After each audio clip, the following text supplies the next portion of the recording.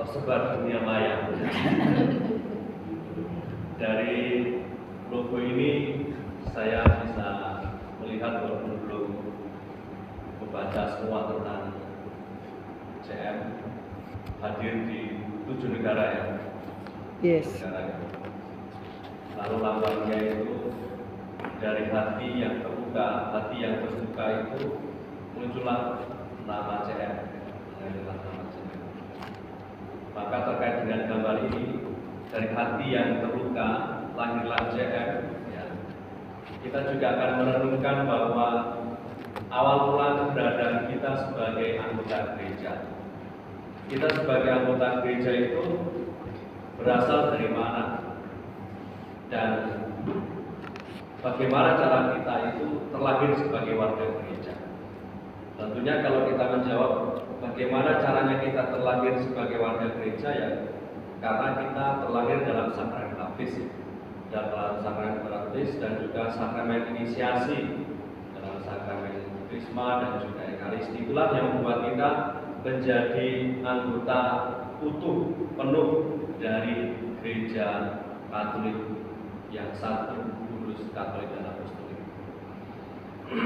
Namun kita sebagai warga gereja juga menyadari bahwa seringkali kita tidak memiliki hati seperti hati Kristus. Kita sebenarnya terlahir dari hati Kristus, hati yang terbuka di kayu salib itu, tetapi kita tidak memiliki hati seperti hati Kristus ya. Ini sebuah pertanyaan reflektif untuk mengawali permenungan kita pada hari ini, pada hari ketiga ya. Bila hati sudah suam-suam beku, tidak panas, tidak dingin, lalu saya harus buat apa? Ketika kemarin kita merenungkan dunia sudah tidak punya hati, itu menjadi pertanda yang juga tidak baik. Bagaimana caranya lalu menunjukkan hati lagi? Tetapi kalau hati kita punya hati, tetapi hati yang tidak peduli, hati yang tidak hangat lagi, hati yang mungkin sudah dingin, sudah frozen, bagaimana caranya kita menghangatkan lagi? Bapak Paus Fransiskus pernah mengatakan, saya suka kutipan ini ya. Bila kamu mengalami situasi yang sangat buruk atau perlakuan yang buruk dari orang lain, jangan sampai membuatmu menjadi jahat, tetapi tetaplah baik. Beberapa tahun yang lalu kan ada istilah dari sebuah film bioskop itu ya, dengan tokoh Joker ya. Ada kutipan yang sangat selalu diulang-ulang di Instagram, Facebook dan seterusnya, itu kutipan-kutipan orang jahat adalah orang baik yang tersakiti. Nah, itu seringkali diulang-ulang dan menjadi viral. Nah, lalu bagaimana sikap kita yang punya hati? Karena judulnya adalah ini kongregasi komunitas Sacro Cuore, Compagnia Missionaria del Sacro Cuore, maka kita bagaimana cara kita untuk menghangatkan hati kita? Kita meyakini bahwa Kristus adalah mempelai gereja. Gereja itu siapa? Ya kita. Kita yang percaya kepadanya, kita adalah mempelai perempuan karena kita warga gereja, dan Kristus itu sebagai mempelai laki-laki. Dalam ensiklik Dilexit Nos ini juga beberapa kali mengutip dari ensiklik Haurietis Aquas ya. Kalau ada lagu dalam sebuah kapitel jenderal, saya lupa kapitel jenderal yang berapa itu, lalu ada lagu Haurietis Aquas tinggal hidup de fontibus salvatoris. Kapital tahun berapa saya lupa. Itu lagunya menimba air dari hati kudus. Dari Haurietis nomor 76 dikatakan bahwa karena kasih ia telah menderita untuk mempersatukan gereja dengan dirinya sebagai mempelainya. Jadi hanya karena alasan kasih, kemarin dalam adorasi kita merenungkan kasih Tuhan, hanya karena kasih karunia Allah sajalah menjadi alasan utama dan satu-satunya datang ke dunia untuk menyelamatkan kita, gerejanya. Jadi hanya karena kasih, Yesus mau menderita dan mau mempersatukan gereja dengan dirinya sebagai sang pemulai. Dan ketika lambung Yesus yang terbuka itu mengalirlah darah dan air, daripadanya itu menjadi sumber karunia sakramen-sakramen dengan berlimpah-limpah. Dan dari sumber itu, dari sumber lambung Yesus yang terbuka, kalau kita mendoakan doa Thesaurus Hati Kudus itu kita selalu mengatakan hati Yesus yang terbuka, gitu ya. Seperti apa? Lambung Yesus yang terbuka, curahkanlah rahmat keselamatanmu bagi kami dan seluruh dunia. Jadi dari lambung Yesus yang terbuka itu menjadi sumber bagi sakramen-sakramen yang berlimpah. Dari sumber itu kita sebagai putra-putri gereja menimba hidup surgawi seperti dibaca dalam ibadat suci. Dari lambung Yesus yang terbuka itu keluarlah darah dan air. Kita lalu mengetahui bahwa darah itu sebagai lambang piala darah Kristus, yakni sebagai Ekaristi, dan juga air itu adalah air baptis yang membuat kita menjadi warga gereja. Jadi dari hanya karena kasihnya sajalah kita semua mendapatkan karunia ini.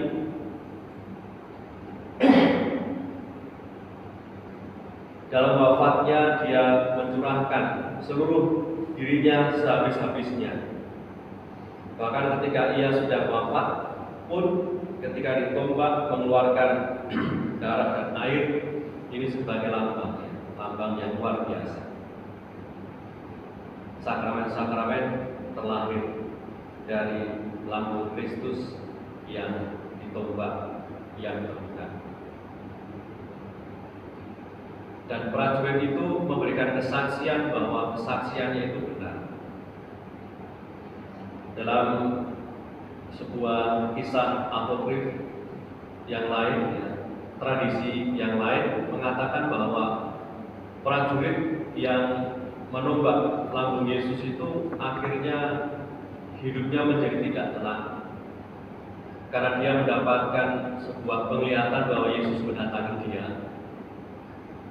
Dan di akhir hidupnya dia mau bertobat dan percaya kepada Yesus.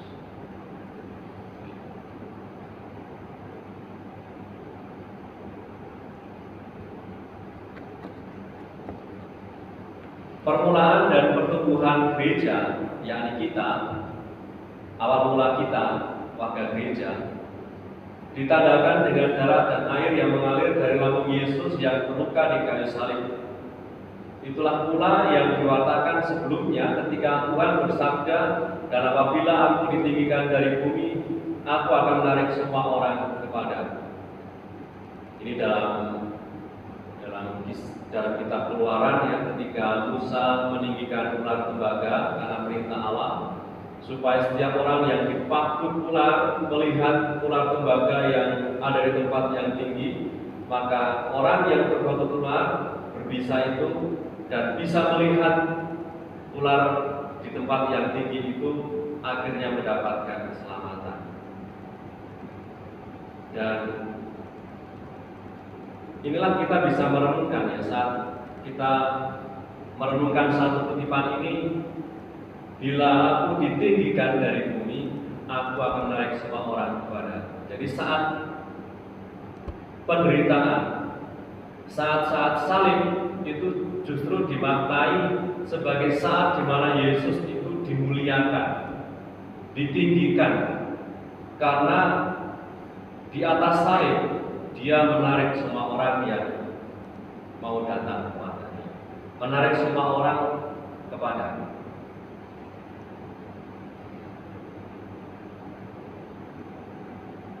ada banyak kisah terjadi bahkan di Indonesia dan di Sumatera bagian selatan bahwa penyebaran agama Kristen di Nusantara ini juga bukan pertama-tama karena karya misionaris, tetapi banyak orang itu digerakkan oleh dorongan dari dalam mereka sendiri untuk mengenal Kristus secara lebih dalam.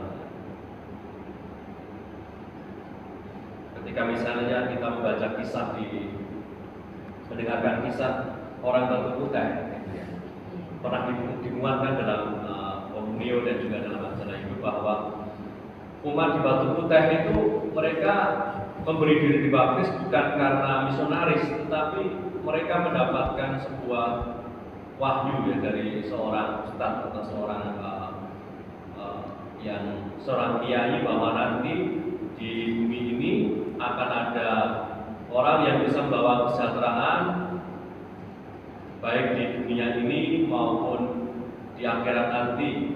Orangnya berpakaian putih, serba putih, tidak menikah dan lain sebagainya. Dan akhirnya mereka tahu bahwa itu adalah seorang pastor dan akhirnya memberikan diri mereka untuk dibaptis. Mereka jadi pastor juga. Ya, itu. Ini cucunya ya. Jadi ketika ditinggikan itu maksudnya ketika banyak orang percaya dan akhirnya tertarik untuk menjadi pengikut Kristus. Saya tadi mengatakan bahwa mengapa dari lambung Kristus itu lahirlah gereja karena direnungkan oleh dalam dokumen-dokumen resmi gereja, terutama dalam Sacrosanctum Concilium singkat SC nomor 5 dikatakan bahwa sebab dari lambung Kristus yang beradu di salib muncullah sakramen gereja yang mengagumkan.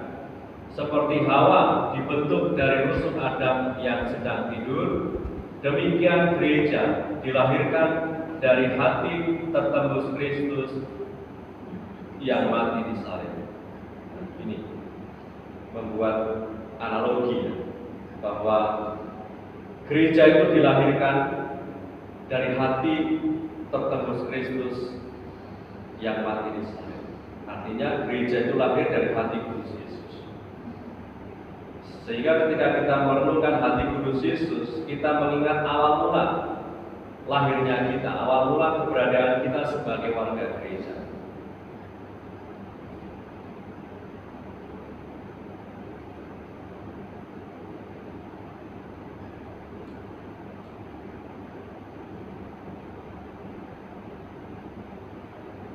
Dan oleh karena kita terlahir dari hati Kristus, maka ini juga menjadi perlindungan kita. Adakah kita juga memiliki hati seperti hatinya? Karena kita adalah terlahir dari hati Kristus ya. Karena kita sebagai warga gereja itu terlahir dari hati Kristus ya. Dari lambung Yesus yang terbuka, lahirlah kita sebagai warga gereja.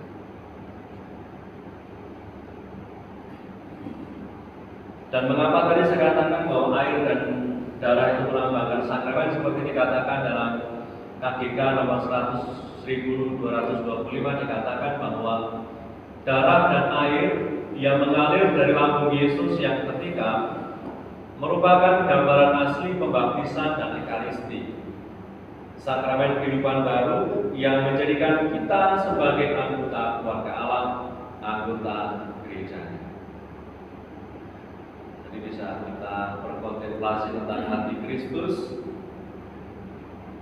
berkontemplasi tentang hati lambung yang tertikam tadi, dan juga saya lihat lambang dari JM juga dari hati yang terluka itu lahirlah JM. Maka benar bahwa awal mula keberadaan kita itu dari hati Kristus itu. Dari lambung Yesus yang terbuka lahirlah kita sebagai warga gereja. Bagaimana cara kita terlahir ya? Kita terlahir melalui kesatuan kita, persekutuan kita lewat sakramen baptis dan ekaristi, di mana kita setiap hari ambil bagian dalam ekaristi. Itulah yang menguatkan kita. Kita terlahir dari hati Kristus. Caranya bagaimana terlahir? Lewat baptisan dan dikuatkan dalam sakramen ekaristi. Ya, kita kita semua adalah